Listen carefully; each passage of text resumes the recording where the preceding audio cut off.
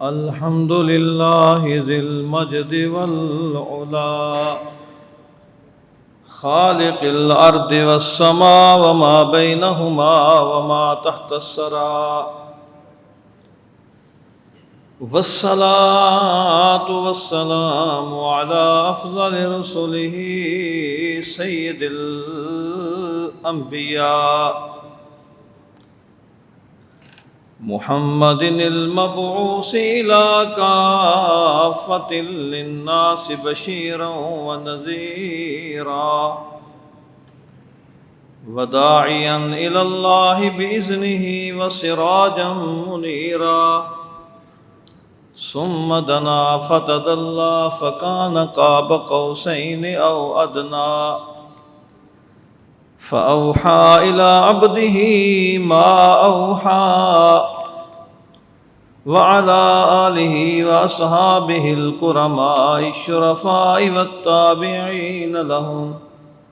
والتابعين لهم بالإحسان إلى يوم الجزاء أما بعد فأعوذ بالله من الشيطان الرجيم بسم الله الرحمن الرحيم قل لن يصيبنا إلا ما كتب الله لنا هو مولانا وعلى الله فليتوكل المؤمنون صدق الله العظيم وصدق رسوله النبي الكريم الأمين إن الله وملائكته يصلون على النبي يا أيها الذين آمنوا صلوا عليه وسلموا تسليما الصلاة والسلام عليك يا سيدي يا رسول الله وعلى آلك وصحابك يا حبيب الله. حضرات گرامی قدر، میں نے قرآن مجید فرقان حمید سے اللہ تعالیٰ کے لا ریب کلام سے جو میں نے تلاوت کی ہے سورۃ توبہ کی آیت نمبر 51، فرمایا قُل لَن يُصِيبَنَا إِلَّا مَا كَتَبَ اللَّهُ لَنَا، اے محبوب ان لوگوں سے کہہ دو قُل لَن يُصِيبَنَا إِلَّا مَا كَتَبَ اللَّهُ لَنَا، ہمیں ہرگز کوئی مصیبت اس وقت تک نہیں پہنچتی، کوئی مصیبت نہیں پہنچتی الا ما کتب اللہ لنا، مگر اللہ تعالیٰ نے وہ ہماری مقدر میں لکھی ہوتی ہے. جب تک اللہ تعالیٰ نے اس کو ہماری تقدیر میں لکھا نہیں ہے تو ہمیں مصیبت نہیں پہنچ سکتی، کیونکہ ہوا مولانا، اللہ ہی ہمارا کارساز ہے، اللہ ہی ہمارا کارساز ہے. وعلی اللہ فلیتوکل المؤمنون، ایمان والوں کو ہمیشہ اللہ پر ہی توکل کرنا چاہیے، ایمان والوں کو ہمیشہ اللہ پر ہی توکل کرنا چاہیے. میرے دوستو، یہ سفر کا مہینہ ہے، یہ اسلامی کیلنڈر کا دوسرا مہینہ ہے. اس مہینے کے بارے میں جو ہمارے خیالات ہیں، ہمارے تصورات ہیں، وہ بالکل ہی ہمارے دین اسلام کے بھی خلاف ہیں، ہماری شریعت مطہرہ کے بھی خلاف ہیں، قرآن و سنت کے بھی خلاف ہیں کہ اس مہینے میں، سفر کے مہینے میں شادی کی تو نحوست ہوگی، سفر کے مہینے میں ہم نے اگر مکان تبدیل کیا تو اس میں بھی کوئی خیر نہیں ہوگی بلکہ یہ بھی ہمارے لیے نقصان دہ ہوگا، سفر کے مہینے میں ہم نے کوئی کام کیا تو یہ ہمارے لیے اچھا نہیں ہوگا. یہ سفر کے مہینے کو نحوست سمجھنا، سفر کے مہینے کو اپنے لیے بدشگونی سمجھنا، سفر کے مہینے کو اپنے لیے بری خبر سمجھنا، فرمایا یہ اسلام کے دین اسلام کے مطابق نہیں ہے، یہ اللہ تعالیٰ کے پیارے دین کے بھی خلاف ہے اور نبی کریم صلی اللہ علیہ وسلم کی سنت کے بھی خلاف ہے. کیوں کہ اللہ تعالیٰ نے فرمایا کہ یہ جتنے بھی دن ہیں یہ سارے کے سارے کس نے بنائے ہیں؟ اللہ نے بنائے ہیں. اللہ تعالیٰ نے کسی دن کو منحوس نہیں بنایا، اللہ تعالیٰ نے کسی دن میں نحوست نہیں رکھی۔ جب اللہ تعالیٰ نے نحوست نہیں رکھی تو ہم کسی دن کو منحوس کہہ دیں تو فرمایا کہ یہ بدشگونی کسی صورت میں جائز نہیں ہے، بلکہ ایک حدیث پاک میں آتا ہے لا عدوى ولا طیرا ولا صفرا ولا حاما۔ حضور صلی اللہ علیہ وسلم نے فرمایا ہے کہ یہ متعدی امراض ایک مریض سے دوسرے مریض تک کسی بیماری کا پہنچنا، اور اس کے بعد فرمایا ولا حاما، بدشگونی یہ ہوتی ہے کہ اگر فلاں دن میں نے یہ کام کیا تو اچھا نہیں ہوگا، فلاں وقت میں نے یہ کام کیا تو یہ اچھا نہیں ہوگا، تو یہ بدشگونی ہے۔ اسی طرح بدشگونی یہ بھی ہے کہ اگر میں رستے میں میرے سامنے سے فلاں جانور گزر گیا تو میرا دن اچھا نہیں گزرے گا، فلاں پرندے کو دیکھ لیا تو میرا دن اچھا نہیں گزرے گا۔ یہ بدشگونی جو ہے حضور صلی اللہ علیہ وسلم نے اس سے بھی منع کیا۔ اور یہ جو ہوتا ہے کہ بھائی فلاں سے فلاں کو بیماری لگ جاتی ہے، نبی کریم صلی اللہ علیہ وسلم نے اس سے بھی منع کیا۔ آگے فرمایا ولا صفرا، کہ سفر کے مہینے کو نحوست سمجھنا، حضور صلی اللہ علیہ وسلم نے اس سے بھی منع کیا۔ کیوں کہ فرمایا کہ کوئی اچھی یا بری تمہیں کوئی بھی چیز پہنچتی ہے وہ اللہ تعالیٰ کی طرف سے آتی ہے۔ اب یہاں ایک صحابی کہنے لگے یا رسول اللہ صلی اللہ علیہ وسلم، وہ سوال جو آپ کے ذہن میں ہوگا، یقیناً آپ کے ذہن میں یہ سوال ہو سکتا ہے کہ بھائی یہ متعدی امراض، ایک بیماری دوسرے تک پھیلتی ہے، ایک وائرس دوسرے تک پھیلتا ہے، یہ ہماری آنکھوں نے اس کا مشاہدہ بھی کیا ہے، ہم نے دیکھا بھی ہے۔ یہی سوال ایک صحابی نے کیا۔ صحابی نے کہا یا رسول اللہ صلی اللہ علیہ وسلم، ہمارے جو اونٹ ہیں ان کے اندر کوئی ایک خارش زدہ اونٹ آ جائے، ہمارے اونٹوں میں کوئی ایک خارش زدہ جس کو خارش ہو، کوئی ایک اونٹ ان میں شامل ہو جائے تو یہ خارش سب کو لگ جاتی ہے، یہ خارش سب کو لگ جاتی ہے۔ حضور صلی اللہ علیہ وسلم فرمایا کہ اس اونٹ کو الگ رکھو، لیکن مجھے یہ بتاؤ جس اونٹ کو پہلے خارش کی بیماری لگی تھی، جس کو سب سے پہلے خارش کی بیماری لگی تھی، وہ بیماری کہاں سے آئی تھی؟ پہلے اونٹ کو جو بیماری لگی تھی وہ کہاں سے آئی تھی؟ اسی طرح یہ کرونا وائرس ہے، دوسرے جتنے وائرس ہیں میرے دوستو، یہ ٹھیک ہے ایک وائرس دوسرے تک پھیلتا ہے، لیکن یہ بتاؤ پہلا شخص اس دنیا میں جو تھا جسے یہ بیماری لگی تھی، اسے یہ وائرس کہاں سے آیا تھا؟ پتہ یہ چلا یہ حقیقت میں یہ اللہ تعالیٰ کی تقدیر سے ہی ہوتا ہے۔ اس لیے عقیدہ یہ ہونا چاہیے کہ ان بیماریوں کی اور کوئی مجال نہیں کہ یہ خود بہت کسی کو لگ جائیں، جب تک خدا نہ چاہے تو یہ بیماری لگ نہیں سکتی۔ انسان کے عقیدے میں یہ بات ہرگز نہیں ہونی چاہیے کہ یہ جو تعویذ ہے یہ خود کوئی اثر کر سکتا ہے، یہ جو اپنا بیماری ہے یہ خود کوئی اثر کر سکتی ہے۔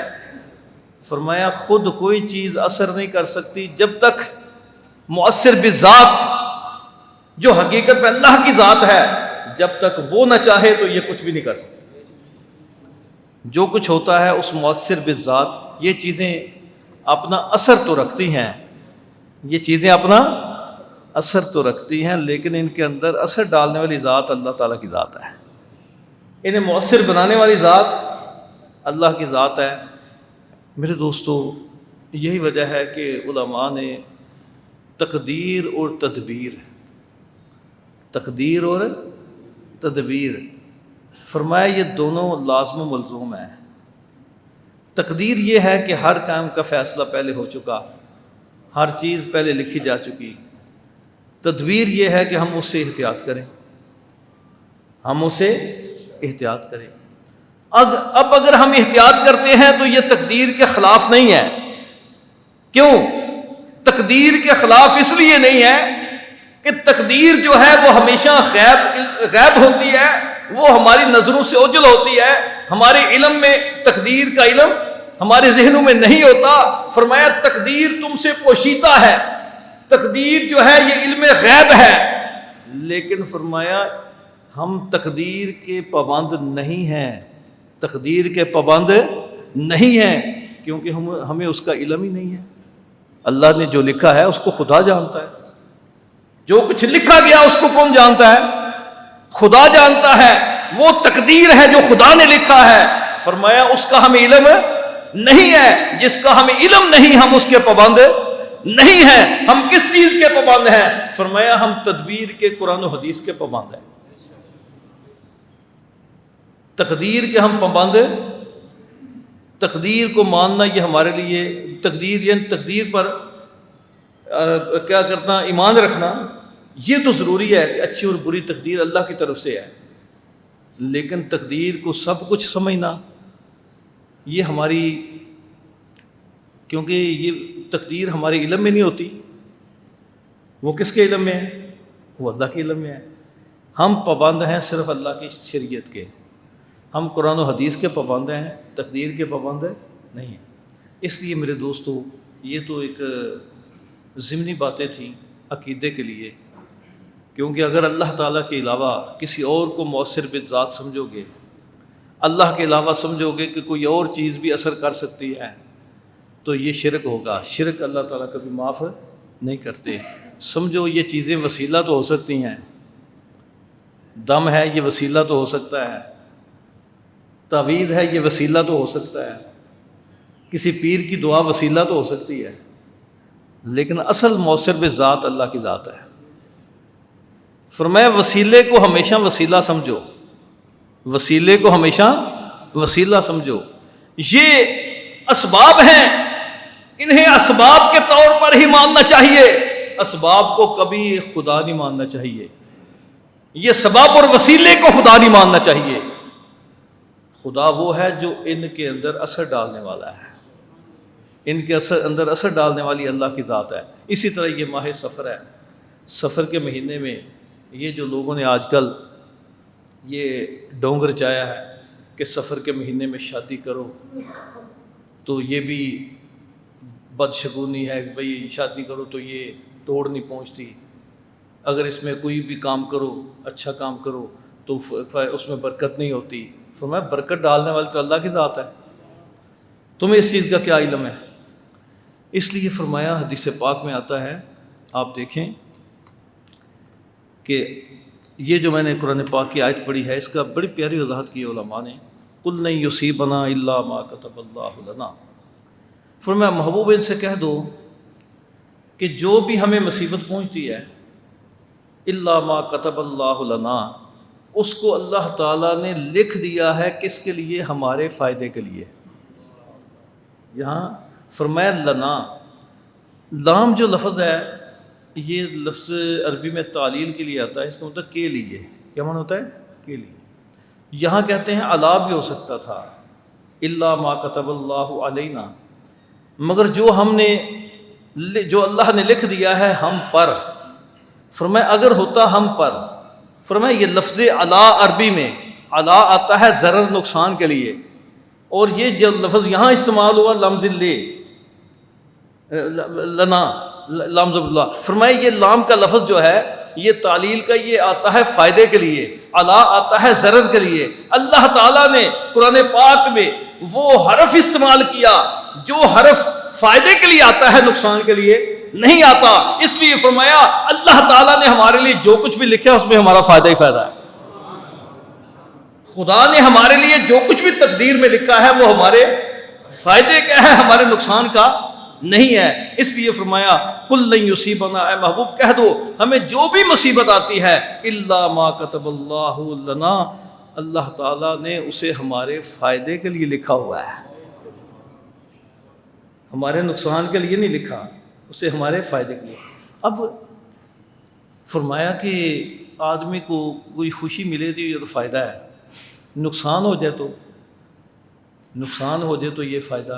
فرمایا مومن جو ہے اگر اسے زندگی ملے تو یہ بھی اس کا فائدہ ہے، اور اسے شہادت مل جائے تو، مومن کی شان یہ ہے اسے زندگی مل جائے تو یہ بھی فائدہ ہے، اسے موت مل جائے شہادت کی یہ بھی فائدہ ہے۔ جنگ موتا نبی کریم صلی اللہ علیہ وسلم کے زمانے میں ہوئی، جس روم کے بادشاہ نے حضور صلی اللہ علیہ وسلم کے بھیجے ہوئے قاصد کو بڑی بے دردی سے شہید کیا، تو حضور صلی اللہ علیہ وسلم نے فرمایا ہم اس سے بدلہ لیں گے۔ لشکر اس وقت نبی کریم صلی اللہ علیہ وسلم نے فرمایا لشکر جمع کرو، روم کے خلاف جنگ کرنی ہے۔ کس کے خلاف؟ روم۔ تو روم اس وقت سمجھے ایسے ہی تھا جیسے آج سپر طاقت امریکہ بنا ہوا ہے، تو اتنی بڑی سپر طاقت کے خلاف جنگ کرنی ہے۔ تو مدینہ شریف کی بستی میں کیا کہا جا رہا ہے؟ لشکر تیار کرو، مقابلہ کس کا ہے؟ سپر طاقت کا۔ سپر طاقت سے مقابلہ کرنا ہے تو لشکر تیار کرو۔ کہتے ہیں اس وقت کا بہت بڑا لشکر تیار ہوا مسلمانوں کا۔ کتنے؟ 3000۔ کتنے لوگ تھے؟ 3000۔ کہتے ہیں پہلی جتنی جنگیں ہوئی تھی مسلمانوں کی ان میں سب سے بڑا لشکر تھا۔ تو کتنے لوگ تھے اس لشکر میں؟ 3000۔ ادھر کیسر روم نے جو لشکر تیار کیا اس کی تعداد تھی 2 لاکھ۔ کتنی تعداد تھی؟ اب 2 لاکھ کا مقابلہ کرنے کے لیے مسلمانوں کا سب سے بڑا لشکر 3000 کا ہے۔ تو اتنا بڑا لشکر نبی کریم صلی اللہ علیہ وسلم نے کہا زید بن حارثہ اس لشکر کے کمانڈر ہیں، زید بن حارثہ اس کے کمانڈر ہیں۔ اے میرے صحابہ یہ شہید ہوں گے نا، جنڈا جعفر بن تیار حضرت علی کے بھائی جنڈا جعفر بن تیار اٹھائیں گے، یہ شہید ہو جائیں گے تو جنڈا عبداللہ بن رواحہ اٹھائیں گے، وہ شہید ہو جائیں گے تو پھر اپنا قائد جسے چاہیں آپ چن لیں۔ یہ خبر پہلے ہی دے دی کہ کون کون شہید ہوگا۔ کہتے ہیں جس وقت یہ صحابی 3000 کا لشکر لے کر پہنچے، مقابلے میں 2 لاکھ تھے۔ مقابلے میں کتنے تھے؟ 2 لاکھ تھے۔ دیکھ کر پہلے تو گھبرائے، تو آخر جو انہوں نے وہاں تقریر کی زید بن حارثہ نے، اس کے بعد عبداللہ بن رواحہ نے، اور اس طرح دوسرے جتنے کمانڈر تھے سب نے باری باری ان 3000 کے سامنے جو تقریر کی تھی وہ تقریر بھی یہی تھی۔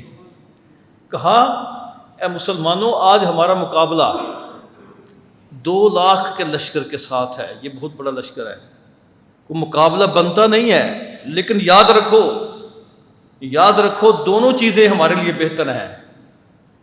کیا کہا؟ دونوں چیزیں ہمارے لیے بہتر ہیں۔ اگر ہم جیت گئے تو فتح بھی ہمارے لیے بہتر ہے، اگر ہم جیت نہ سکے تو پھر موت ہمارے لیے، شہادت بھی ہمارے لیے بہتر ہے۔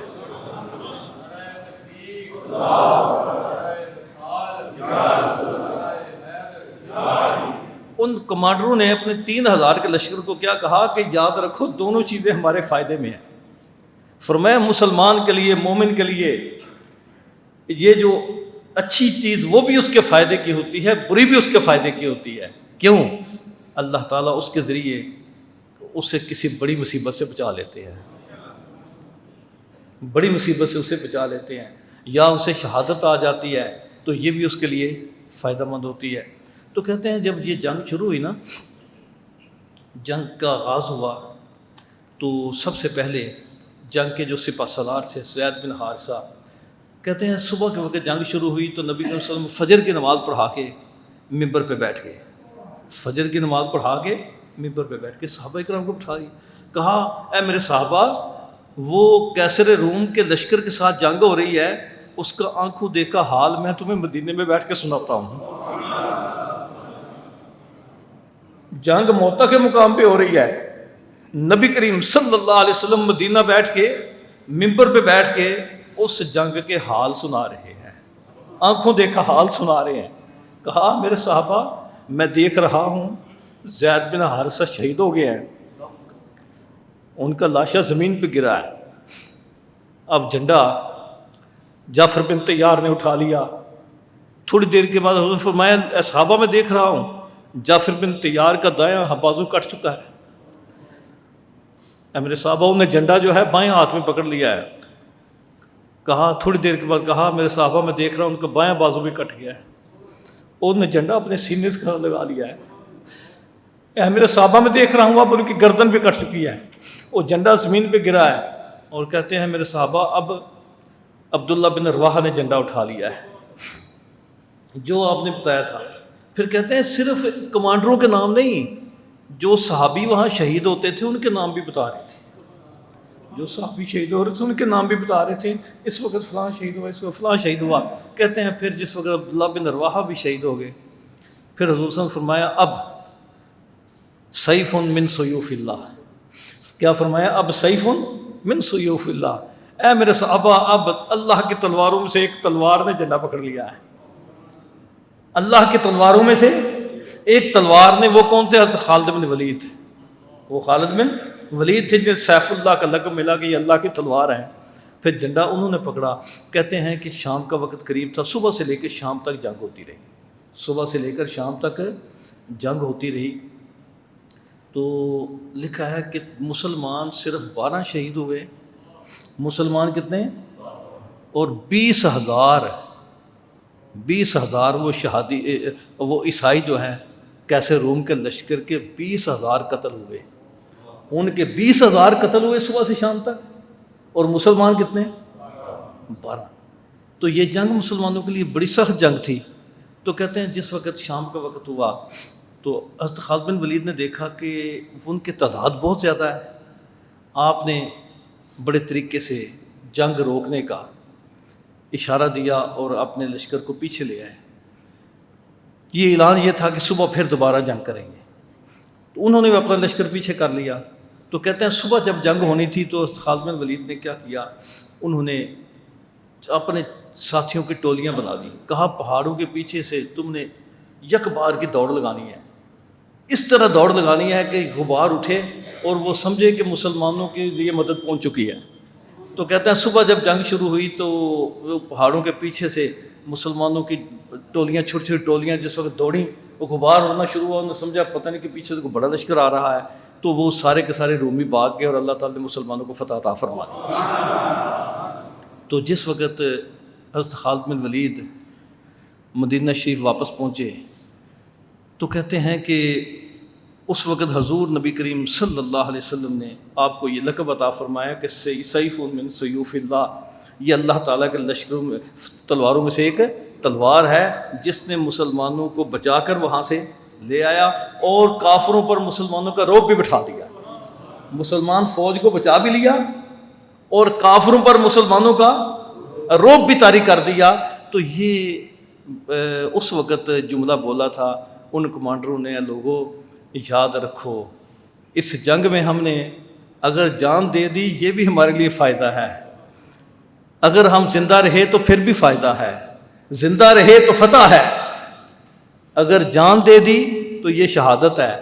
ہمارے لیے دونوں کامیابیاں ہیں. اس لیے مومن کے لیے یاد رکھو ہر صورت میں کامیابی ہی کامیابی ہوتی ہے. اس لیے کبھی کسی مہینے کو نحوست یا برا نہیں سمجھنا چاہیے، کسی دن کو برا نہیں سمجھنا چاہیے. اور میں صرف اور صرف یہی پیغام آپ تک پہنچانا چاہتا تھا. ایک حدیث پاک سے حوالے سے عرض کر کے میں ختم کرتا ہوں کہ حضور نبی کریم صلی اللہ علیہ وسلم نے فرمایا، یہ حدیث پاک مسلم شریف کی ہے. فرمایا ان صہیب بن سنان قال رسول اللہ صلی اللہ علیہ وسلم. حضرت صہیب بن سنان رضی اللہ تعالیٰ عنہ فرماتے ہیں کہ حضور صلی اللہ علیہ وسلم نے فرمایا عجبا لامر المؤمن. فرمایا مومن کی شان کتنی عجیب ہے. کیا فرمایا؟ مومن کی شان کتنی عجیب ہے. ان امرہ کلہ لہ خیر. فرمایا مومن کا ہر کام اس کے لیے بہتر ہوتا ہے، مومن کا ہر کام اس کے لیے بہتر ہوتا ہے. آگے فرمایا وَلَيْسَ ذَلِكَ لِأَحَدٍ إِلَّا لِلْمُؤْمِنِ. فرمایا یہ شان صرف مومن کی ہے، کسی اور کی یہ شان نہیں ہے. مومن کا ہر کام اس کے لیے بہتر ہوتا ہے. شادی سفر میں کرو وہ بھی بہتر ہے، شادی کسی وقت کرو بہتر ہے، اس میں کوئی پابندی نہیں ہے. فرمایا مومن کا ہر کام اس کے لیے بہتر ہوتا ہے. آگے بڑی پیاری بات فرمائی. فرمایا کہ ان اصابتہ سراء شکر فکان لہ خیر وان اصابتہ ضراء صبر وکان لہ خیر. فرمایا اگر اسے کوئی خوشی ملتی ہے، اگر اسے کوئی خوشی ملتی ہے تو شکر ادا کرتا ہے تو اس کے لیے یہ بھی بہتر ہے. خوشی ملتی ہے تو شکر ادا کرتا ہے، یہ اس کے لیے بہتر ہے. اور اگر اسے کوئی مصیبت پہنچتی ہے تو صبر کرتا ہے تو یہ بھی اس کے لیے بہتر ہے. فرمایا یہ صرف مومن کی شان ہے کہ ایمان والا جو ہے دونوں حالتوں میں اس کے لیے خیر ہی خیر ہے، اگر خوشی آئے پھر بھی خیر ہے، اگر غمی آئے تو پھر بھی خیر ہے۔ کیوں؟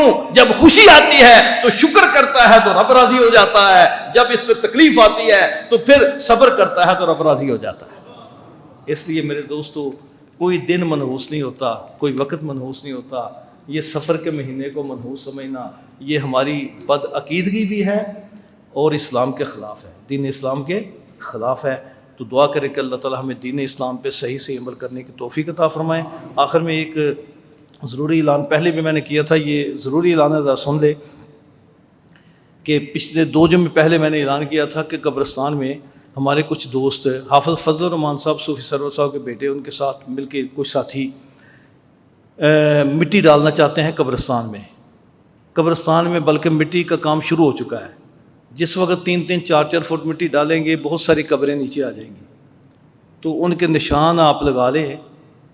جن کی دوستوں کے احباب کی قبریں ہیں، کوشش کریں کہ ایک اس کا جو ہے نا سرہانے کی طرف، ایک اس کے پاؤں کی طرف سوٹی گاڑ دیں، تاکہ مٹی جس وقت ڈالی جائے تو بعد میں وہ نشان باقی رہے، اس کے اوپر قبر بن سکے۔ تو یہ سارے دوست سب، ایک تو یہ قبرستان کے مٹی ڈال بڑا اچھا سلسلہ ہے، تاکہ پانی جو قبرستان میں کھڑا ہوتا ہے، قبریں بیٹھ جاتی ہیں، وہ ٹھیک ہو جائے، مٹی ڈالنا بڑا اچھا۔ اور اس کے لیے کوشش کریں کہ جتنا تعاون ہو سکتا ہے، کیونکہ قبرستان کا معاملہ ہے، اہل علاقہ کا معاملہ ہے، جتنا ہو سکے تعاون بھی کریں۔ اللہ تعالیٰ آپ سب کچھ جزائے خیر عطا فرمائے۔